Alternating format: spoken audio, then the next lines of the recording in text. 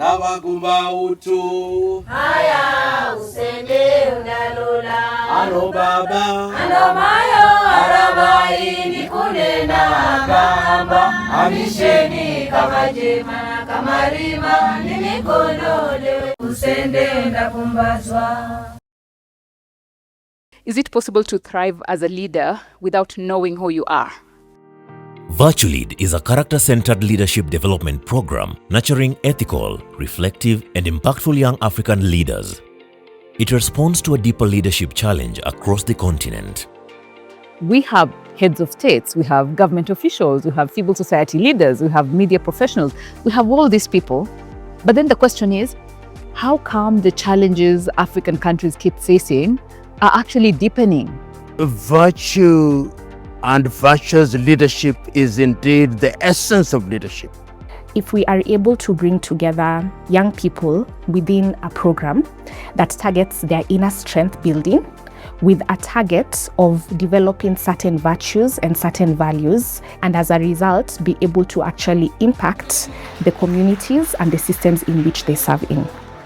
In as much as you build the competencies, there are some things that are foundational, and those are the virtues that we are espoused to.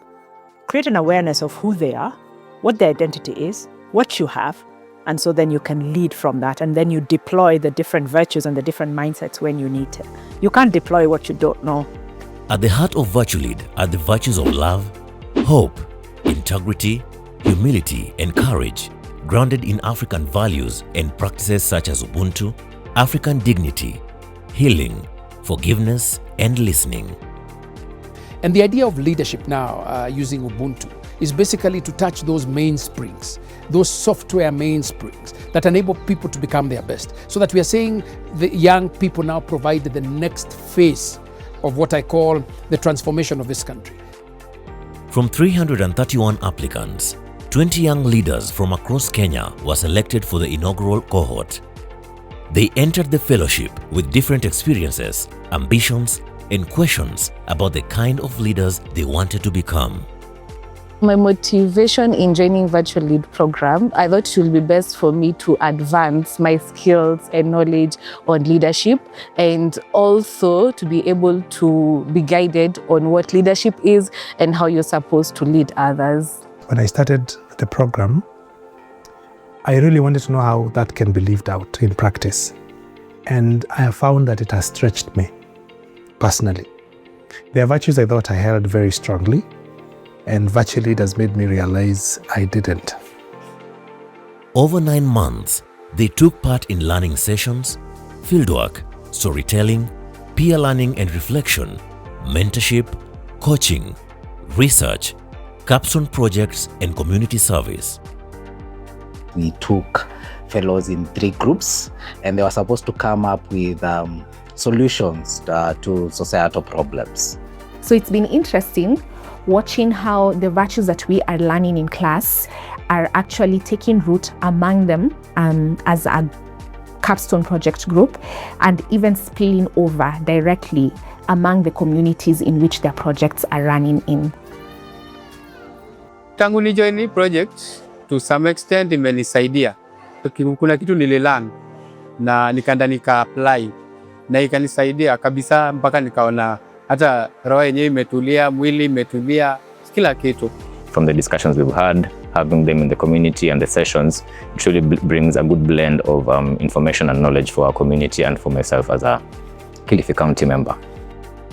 The journey challenged them to look beyond what leaders do and examine who they are, how they make decisions, how they relate to others, and how they respond to communities they serve. For many, this meant rethinking leadership, becoming more self-aware, listening more deeply, and leading with greater courage, compassion, and intention. And that has affected even the way I'm looking at leadership at my place of work. That leadership is not when the person has a position. It starts before the positional leadership comes in.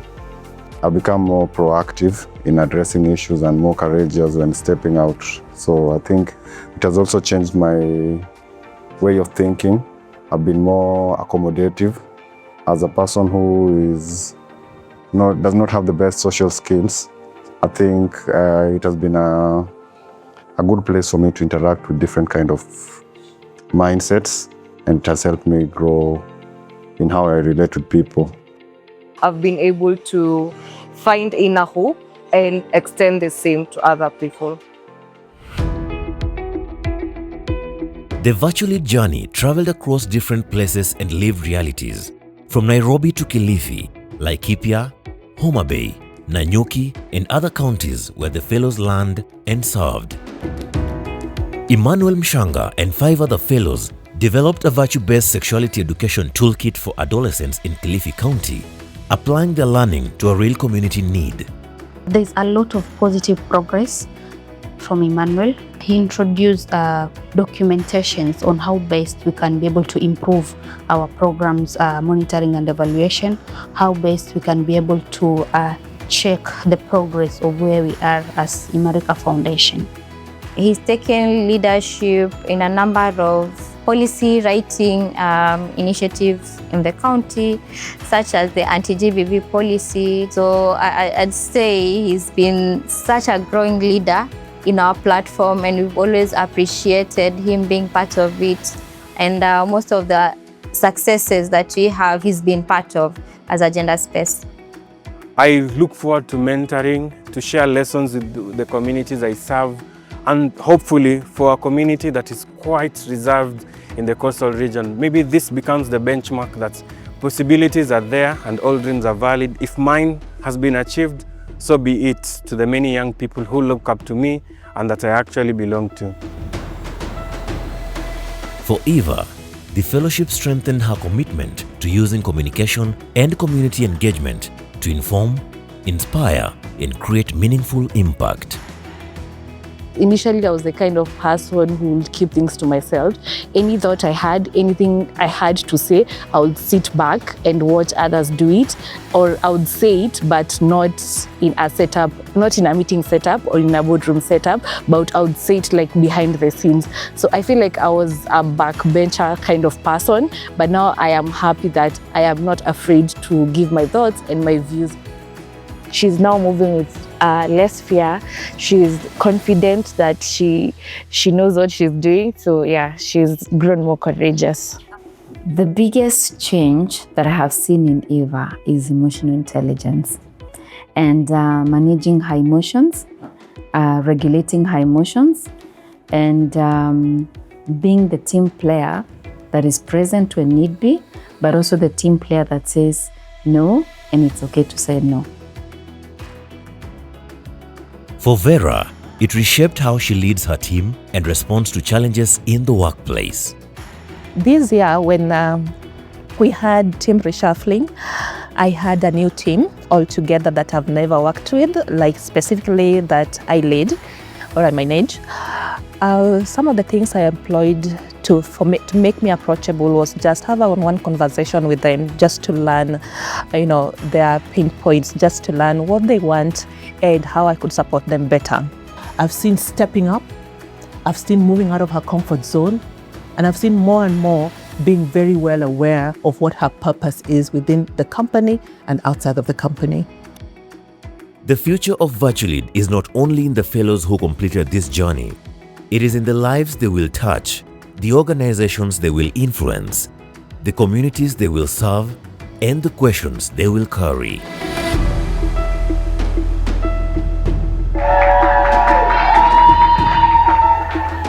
I've been able to work on myself, and now I'm going to work on others.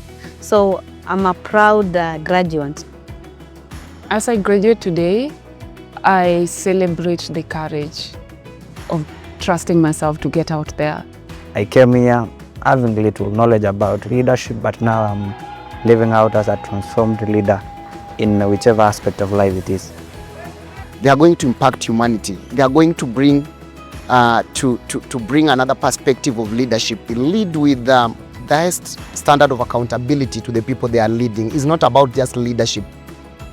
What gives me so much hope is that mindsets are already shifting. These young leaders have actually reported and documented their own journeys and stories of living out some of these values, of questioning whether they believe in a value or not, whether it is important or not, and how to live it out.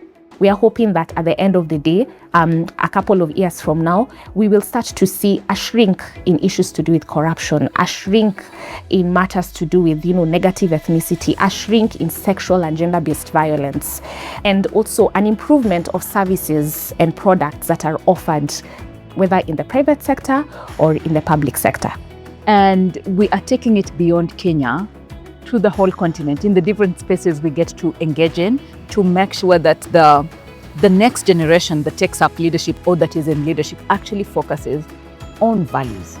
When we invest in character, we don't only develop better leaders, we nurture people who lead differently, relate differently, decide differently, and solve differently. This is the character required to build a more just, humane, and dignified Africa. Beyond this 9 months program, I'd want to continue this journey. I would want to see a more virtuous people, want to see a more virtuous nation. I would love to see that the next batch of fellows would embody what this particular group has embodied. I want to see this cascade towards the future. Let's invest in character formation. It can be done.